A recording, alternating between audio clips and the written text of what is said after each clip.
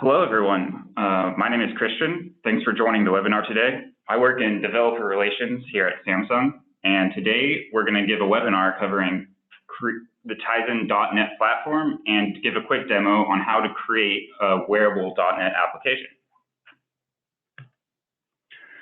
So before we really start digging into Tizen and the demo, we have a few housekeeping items for this webinar. If you have any questions, please post them in the QA box, and we'll answer them all at the end of the presentation. If you have any technical issues during the webinar, please send a comment to the QA box for assistance. And this session is being recorded, and you can check out the Samsung Developers YouTube channel, and it will be posted there shortly. And please don't forget to provide any feedback you may have before you leave the session. It really helps us improve webinars for the future and all future content that we share with the developer community. All right, let's get started. So on today's agenda, we're going to cover a few different topics. First, we're going to give an introduction to Tizen, explain what Tizen is and how it applies to Samsung's products. We're going to give a quick introduction to the Galaxy Watch series, talk about what products Samsung currently has on the market and what types of apps you can write for these watches. We're going to give a demo on how you can use the .NET platform to create a wearable application and how to install it on a device. And finally, we're going to go over a few best practices for creating wearable applications. So if you ever want to get started creating your own wearable app, you have a good idea of how to get started and what to do and what not to do. So to get started, what is Tizen? Tizen is an open source operating system maintained by Samsung. Tizen runs on a couple of different Samsung platforms. It's wearable devices, TVs, and a few of Samsung's mobile phones, although most of Samsung's phones run on Android. By far the most popular platform for Tizen is wearables, with TVs in second. The mobile, as I said before, mobile is mostly Android with a few lower end phones running Tizen. So today we're going to talk mostly about Tizen and how it applies to wearables and Samsung's Galaxy Watch series. So the Galaxy Watch and the Galaxy Active are the two major wearable products that Samsung has out in the market right now. You can see on the left a stock image of the Galaxy Watch. It has a more masculine look and a bulkier feel. It has a large hardware bezel that the user can use to control input between different screens. And at a glance, it looks more like a traditional watch than a smartwatch. The Galaxy Active is a more sleek unisex design. It's more colorful and sporty, and it has no hardware bezel. All input is done by swiping back and forth across the screen of the watch. So I think there's a few important things you should know about how these watches are positioned in the market before you consider creating your first watch face or application for the watch. Traditionally, the Galaxy Watch and Gear series has been a very male-dominated audience for Samsung. I think at one point, the Gear S3 demographic breakdown was about 90% male users and 10% female users. We made a mission to change that with the Galaxy Active, and we're proud to announce that it's about a 50-50 split between male and female users. This means that a lot of the watch faces and applications in the market are designed to target male audiences. And there's a pretty large and growing subset of female users who are pretty underserved by the applications and watch faces in the market. So that's just something you might want to consider before you start designing and developing for the Galaxy Watch series. That there's a large demographic of users and a good portion of them may currently be underserved. So if you want to create a wearable app for the Galaxy Watch, what options do you have available? To start, we have watch faces, which are pretty self-explanatory. It's the first screen that's displayed on the watch that the user sees every time they lift the watch up to their face. They're the most popular types of applications that are on the watch. They typically show the time and one or two personalized metrics to the user. These metrics can be anything from fitness data, like the user's steps throughout the day, to a calendar telling them what date it is, to telling them when sunset is. They're super customizable, and users love switching between watch faces and picking one that fits them best. Watch faces are the most popular application on the Galaxy Store for wearables. So the most amount of users use watch faces as compared to any other application. But there's also the most competition in the watch face space, with hundreds to thousands of designers all creating watch faces for users to purchase. Secondly, we have watch applications. So applications are the main app that resides in the app tray on the watch. They contain multiple screens and have full access to Tizen features. So watch applications typically fall into a few different categories, such as utilities, games, or fitness. Watch applications are pretty powerful, but can be difficult for users to find and access. So there's a different way for users to get data from watch faces, and that's widgets, which are a Tizen-specific feature that comes packaged with watch applications. So widgets are essentially a single screen of an application that's a quick access to the user, where you display some content from your application all in one screen that the user can easily see. So to take an example, let's say you're creating a fitness application. You create a watch application that tracks workouts and fitness data from the user throughout the day and then presents it to them in a series of screens in your main watch application. You could package that together with a widget, which just shows the user a few key metrics that you've gathered throughout the day, such as the number of steps they've taken, their average heart rate, the duration of any of their workouts, and so on. So it's very useful if you make a watch application to package it together with a widget so users have a quick and easy way to view and to do a few interactions with the data that you're gathering from the watch. So this page shows some examples of watch faces that were developed for the Galaxy Watch. As you can see, they generally follow the same pattern. They display the time. They might display a singular metric, one or two metrics. Steps is a very common one. Heart rate is another common one. The date, any reminders or appointments the user is going to have. There's a ton of options to customize the style and look of a watch face as long as what data is shown to a user. So, and there's a lot of different ways you can develop watch faces for Tizen. This screen shows a couple of the different applications that are possible to develop on Tizen. Typically, applications on wearables are really meant to show a quick interaction and present one task to the user.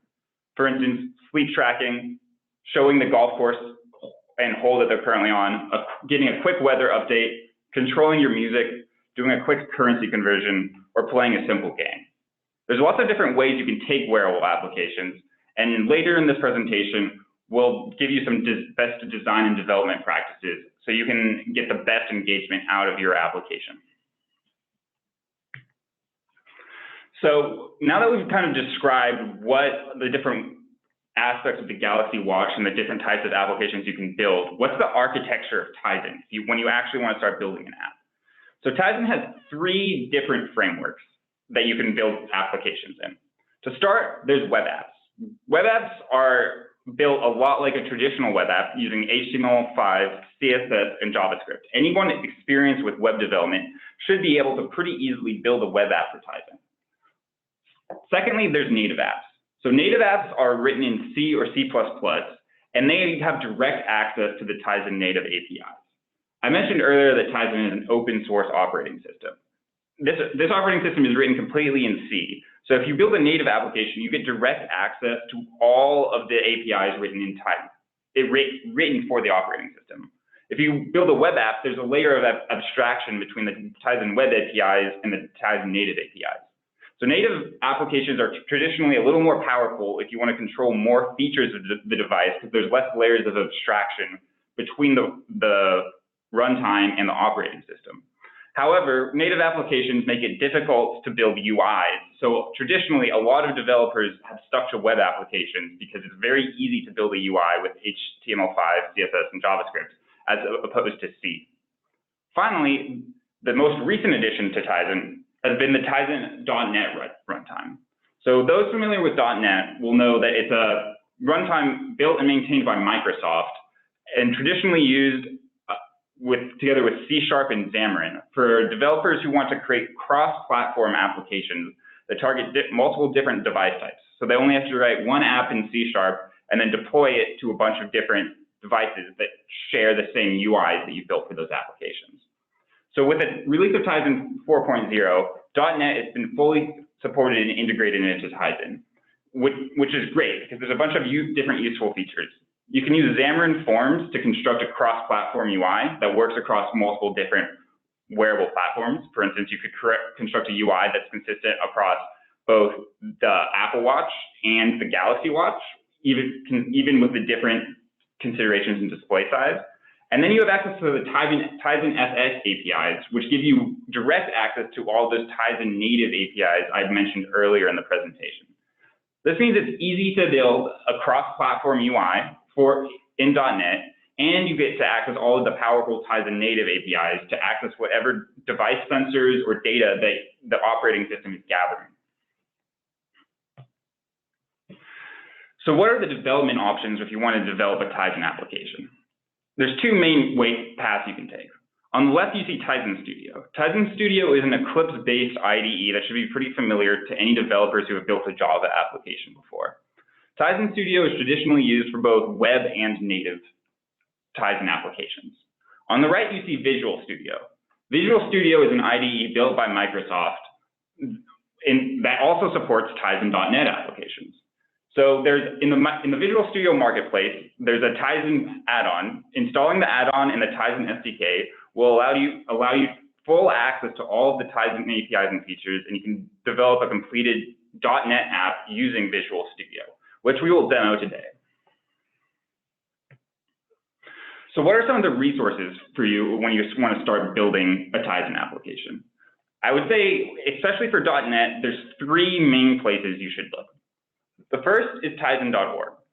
Tizen.org contains all of the getting started guides and API reference docs that you need to build your application. So Tizen.org is a very technical resource that has all the materials that you need to get started and build your application. When you're just technically building your application, Tizen.org is where you should focus most of your attention. Secondly, there's developer.samsung.com. So developer.samsung.com is where you should look after you've built your first application and you're getting ready to submit it to the Galaxy store. So developer.samsung.com contains guides for submitting to the seller office and the Samsung Developer Program, which is a program that allows you to help test, build, and market your application to a wider subset of users. So after you've built your application using the guides and API reference docs at Tizen.org, I would suggest to head over to developer.samsung.com so you can learn how to submit your app, what are the best practices for navigating the seller office, and what are some good ways you can market your app to a larger subset of users. Finally, if you're building a .NET application, I would highly suggest going to this URL I put on the right with the QR code of a GitHub repo of a bunch of sample .NET applications. So these sample apps pretty much detail how to use a ton of the different APIs and features in the .NET runtime. I would highly suggest before you start building your app to take a look through these sample applications. There's a good chance part of the use case of your app has already been built in this sample app, and so you can take a look at a working example and try out the code for yourself. This is a really invaluable resource that I think makes getting started with Tizen.NET very easy because you get a ton of working sample applications on how to use all sorts of features on Tizen, from how to read data from the heart rate monitor, to how to draw a map, to tracking sleep data, to calendar events. All of that can be found on the GitHub repo. So I would highly suggest checking that out when you want to get started on a .NET application. I'm going to stay just for a few more moments on the screen so people can take note of the URL or get the QR code into their phone so they can visit that repo later.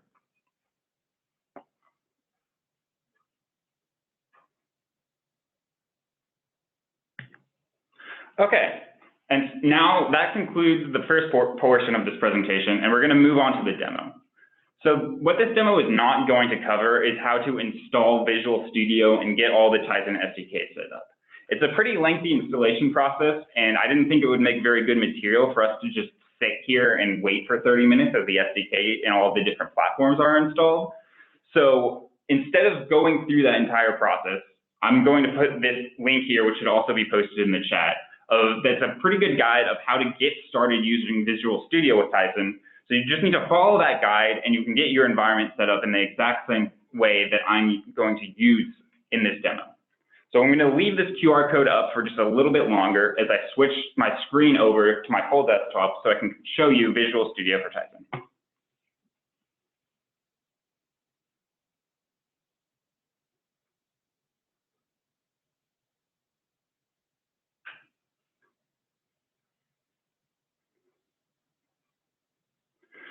Okay, so now we've opened up Visual Studio.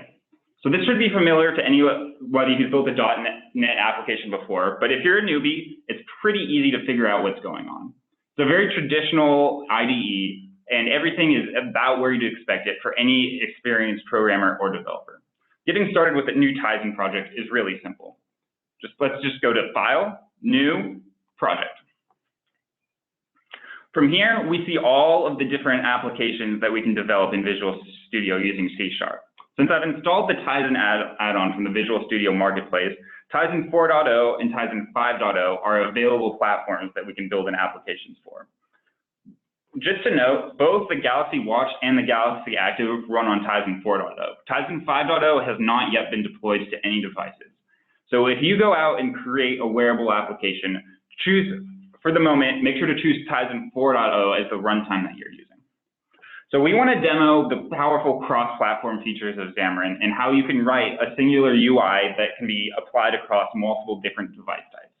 Because of this, we have a bunch of different choices we have here. We can build a watch face, a wearable app, but for this one, let's pick a Xamarin Forms app. So we can show how to use Xamarin to build a powerful cross-platform UI.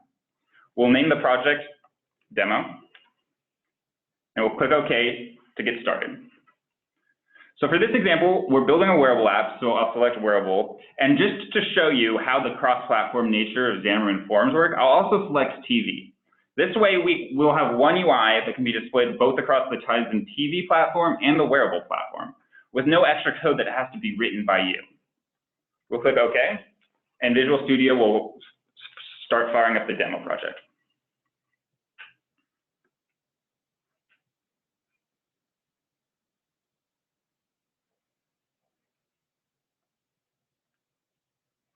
All right, let's zoom out just a little bit so this is more readable. And we've created our demo project here. I think the first thing to look at to understand how these projects are structured are over in the Solution Explorer on the right side of the screen. You can see here that there's 3 separate projects packaged in this demo solution. And Visual Studio is loading a little bit just because we're just getting started here, but I'll continue on and hopefully it will clear up in just a second here. So we have the demo C# project, we have the demo.tizen.tv project, and we have the demo.tizen.wearable project. So this is the basic directory structure to anyone who's built a Xamarin project before. First, in this top demo project is where the shared code between your different platforms lie. So let's say you wanted to build a Tizen and an Apple Watch project together using Xamarin. The shared UI code you write would be up here. We can take a look at this main page.xaml file for an example of how the shared UI code looks. So this is how the Xamarin works. We can see that it's created a main page with a label text of Welcome to Xamarin Forms. It's centered in both the vertical and horizontal positions of the screen. This code is all written in XML, and so it will be portable across any platform you're trying to deploy your application to. For the purposes of this demo, let's just change this label text to something else like Hello Tizen. And we'll save this file. So this is what you can find in the demo solution project. All the shared code between all the different platforms you're trying to write your application for. And then in these 2 separate projects you see on the right here, for instance, the demo.tizen.wearable, we have the device-specific code that you want to attach to your project when you want to use features specific to that device. Let's open up the demo.tizen.wearable CS file. So here we see all of the code that is specific to the Tizen wearable platform. This is where you would add code like specific Tizen API calls. For instance, let's say we wanted to attach a heart monitor to our sample application here. We would write code in this file to call the heart rate monitor API and then read that data to the screen. So this section of the Project Explorer is where you put all the code specific to the device you're working on, while this section is where you put all of your cross-platform UI components. So how do you actually see the code that you're running on a Tizen device? For starters, there's the emulator manager. I've launched an emulator instance, which I'll pull up on the screen right now. So this is a Tizen emulator. As you can see, it has a bezel we can adjust and a basic watch face we can deploy to. Deploying to an emulator is very simple. First, let's build the project. We'll go over to build and then build solution. As we just changed one line of code, there shouldn't be any errors, and the build should be pretty fast. See, build succeeded, all 3 of our projects succeeded, and we're good to go.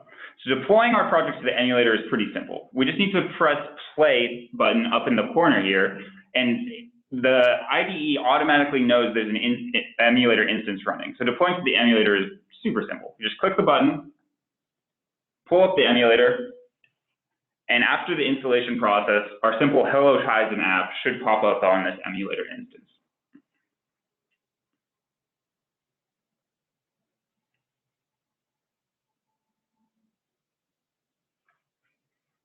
So now we see the IDE is switched into debugging mode, and the project is launching on the emulator.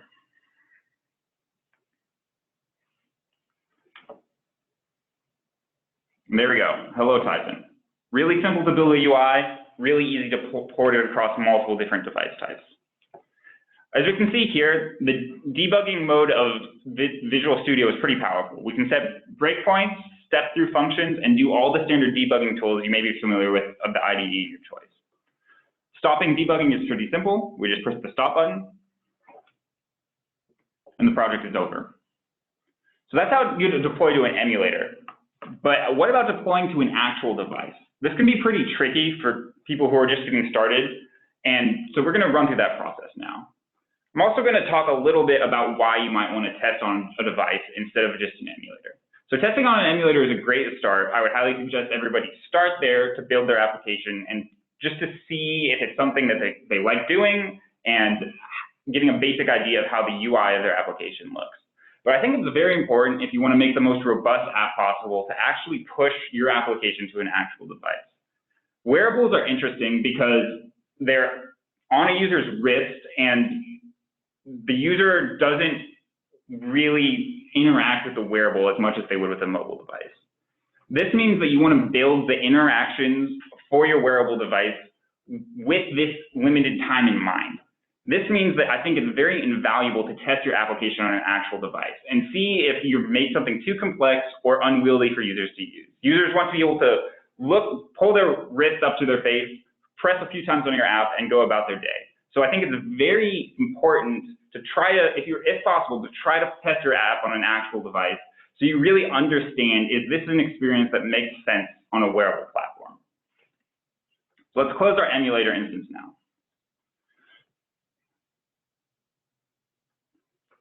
So before you push to a wearable device, there's 2 major things you have to do through Visual Studio, and I'll detail those now. For starters, all of the tools that I'm about to use can be found in the menu here. You go to Tools, Tizen, and then all of the Tizen-specific tools that you need to build applications are found in this menu.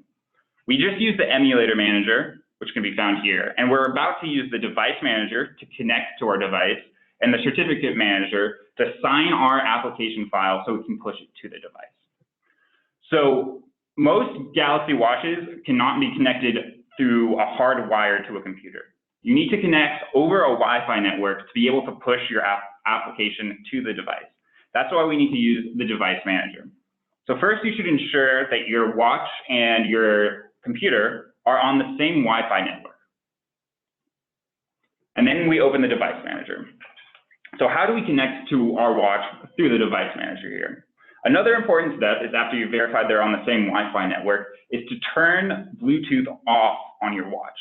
Turning Bluetooth off verifies that your watch isn't communicating through the Wi-Fi exposed on your phone. This messes up the Device Manager. So really, one of the things when people have problems connecting to their watch and they come and ask us questions, the first thing I always tell them is, did you turn Bluetooth off? So it's very important to turn Bluetooth on your watch off before you start debugging and pushing your application. So let's go to this part of the Device Manager right here and open up the Remote Device Manager. This will allow us to connect us to remote devices, such as the Galaxy Watch that I have here on the same network as this computer.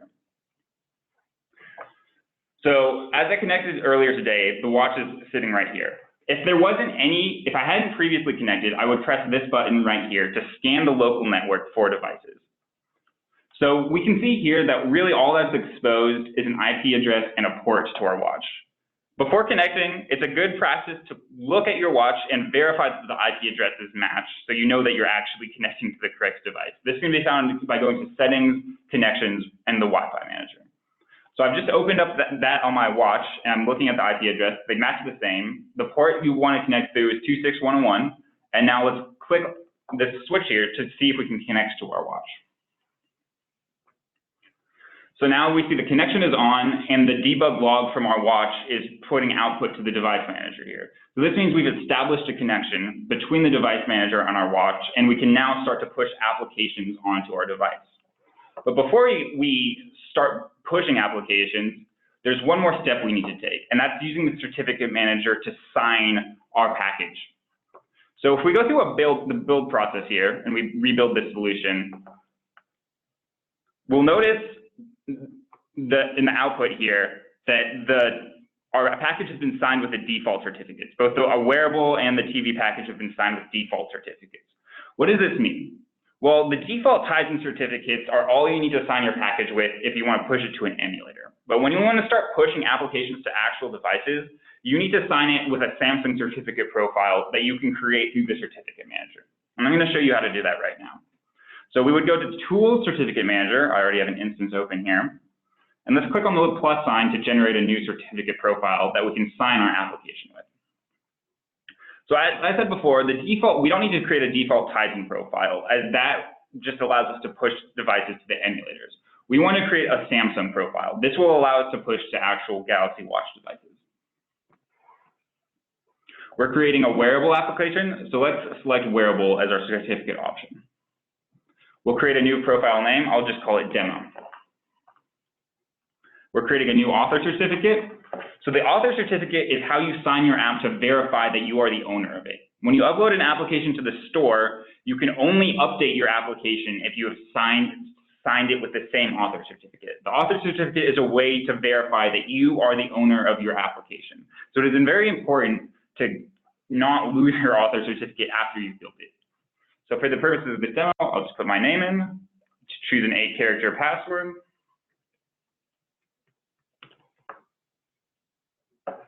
and go on to the next step. So it's required to sign into a Samsung account before you can sign your application with a Samsung certificate profile. I've already pre-populated with my name to make this a little faster.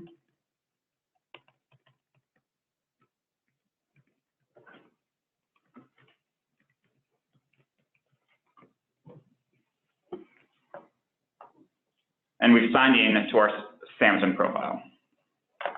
So congratulations, we've created a new author certificate.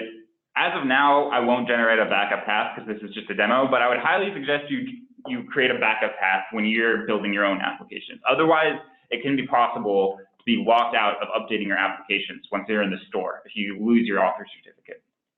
So let's go next, and we'll create a new distributor certificate. So your author certificate verifies who you are and who the owner of the application is. The distributor certificate verifies your application's permissions and what devices you can push your application to. Once you upload your application to the store, this default distributor certificate is replaced by one from the store team. In the meantime, we have to create a distributor certificate that allows us to push to this device that we just connected to using the remote device manager. So let's go through that process now. So we have a public level privilege for this distributor certificate, which means we use the public APIs. The password will be the same as our author certificate. Now, this is the most important step. We need to add the individual device IDs for the watches we want to push our application onto. It can be tricky to figure out how to get this device ID. Since we've already connected to a watch, the certificate profile is smart enough to automatically populate the screen. But if it isn't automatically populated, I'll show you right now how to grab that device ID. So we'll open up the device manager. We'll right-click on our watch that we've connected to, and we'll click on DUID. That stands for device ID. So right here, it shows us the device ID of the watch that we want to apply our application on. As we can see here, it automatically is matched in the certificate profile because we were already connected. So we don't need to do anything. We can just press next to finish creating that profile. And we now have an active certificate profile with our author and distributor certificates that we can sign our application with. Now that we have this profile, we need to rebuild our application with the signed certificate, and then we can push it to the device. And I'll show you how to do that now. So first, you want to be able to verify that you're using this profile. So go to Tools, Options, Tizen. You see we have this box selected. Sign the TPK, that's the output of the build, using the following option. We're using the certificate manager, and we're using this demo profile we just created.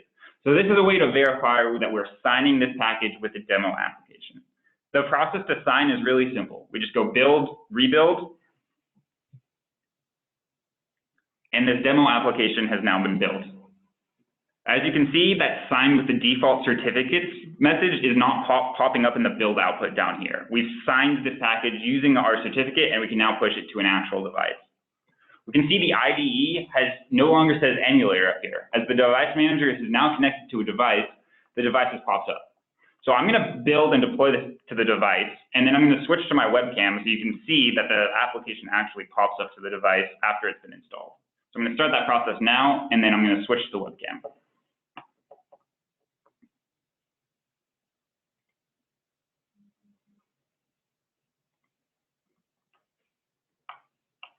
All right, so here I am. Our watch application is still building. It's at 87%. Within maybe 10 or so more seconds, we should be able to push, the application will be pushed to the device. And I'll show you on the screen as soon as it happens.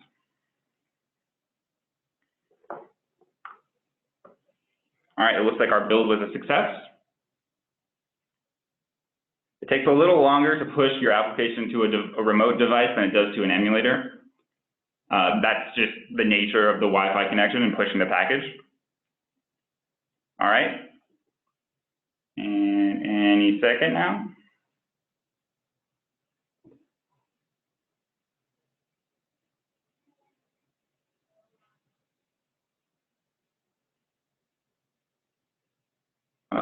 Yep, there we go. Hello, Tizen. Popped up right on the watch, and now we've verified that our application was successfully installed on the device, and we pushed our simple other demo app onto the device. So let me turn off the webcam and go back to the presentation.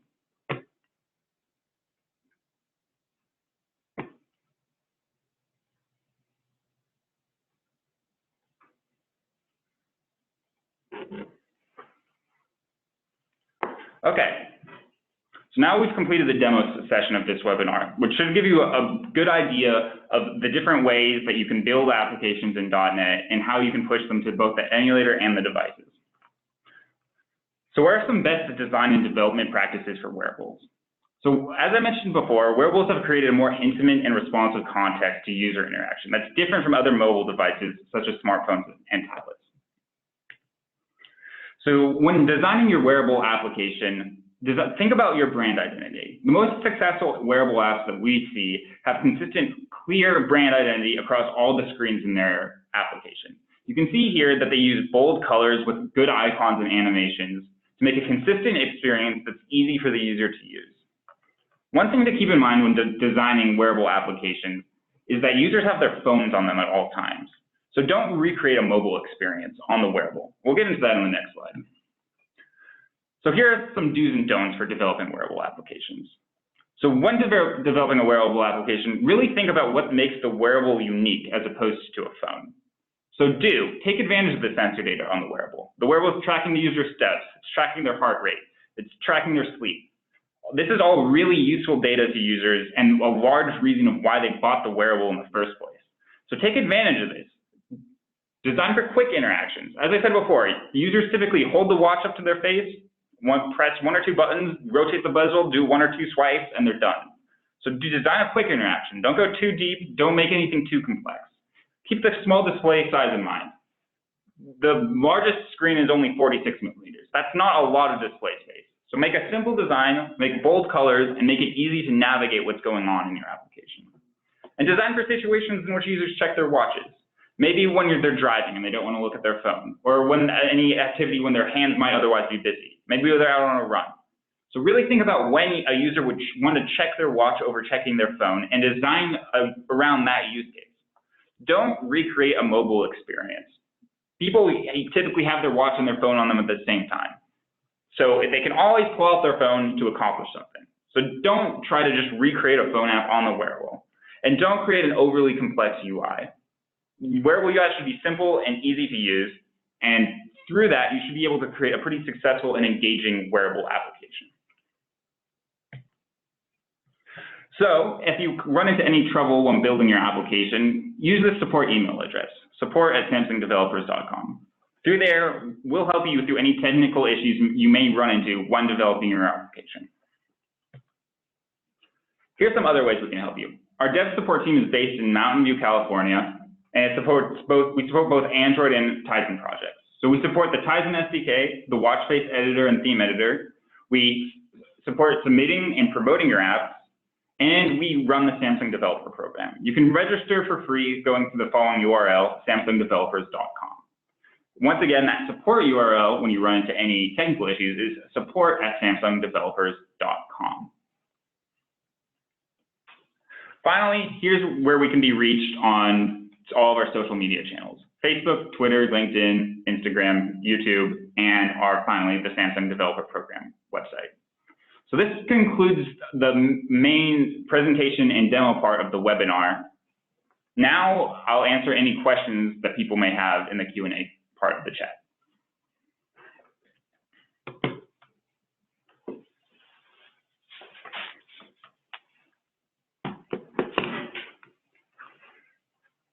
So question number 1, is it possible to develop from Microsoft Surface, or do we need a regular laptop MacBook?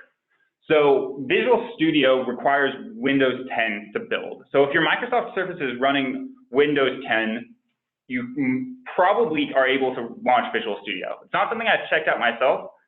I can easily, if you send an email to that support email address, this is easily something I can check on and verify and get back to you on. Question 2.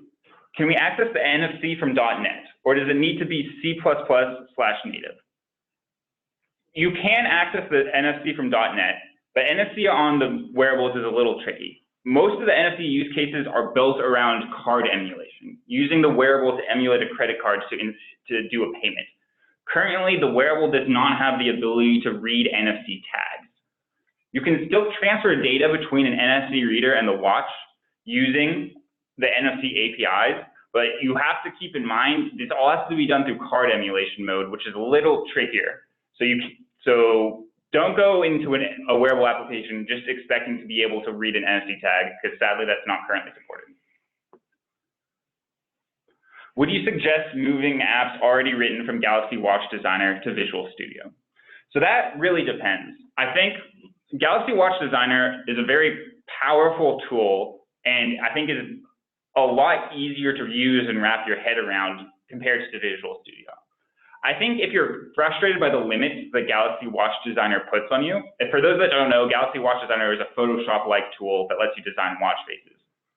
But there are a lot of limits. You can't really pull data in from outside sources, outside of the select data sources that are in the tool itself. And there's just overall a few less customization options. I would definitely encourage playing around with watch faces in Visual Studio, especially if you have some ideas for data that you want to present to users that the Galaxy Watch Designer doesn't show. But the process is a little bit more complex, and there is a little bit more of a steeper learning curve. So overall, I would encourage it. I would just keep in mind that it may take a little bit of time to get up and running, especially compared to Galaxy Watch Designer. Okay. That looks like it for most of the questions we had in the chat. So once again, take a look at any of these links and feel free to reach out through that support email we posted earlier. If you have any questions, I'm typically answering questions through that support email, so feel free to reach out there and I'll do my best to help you out with whatever you need. Thank you for joining this webinar this morning, and I hope that you will have an application on the Galaxy Store very soon.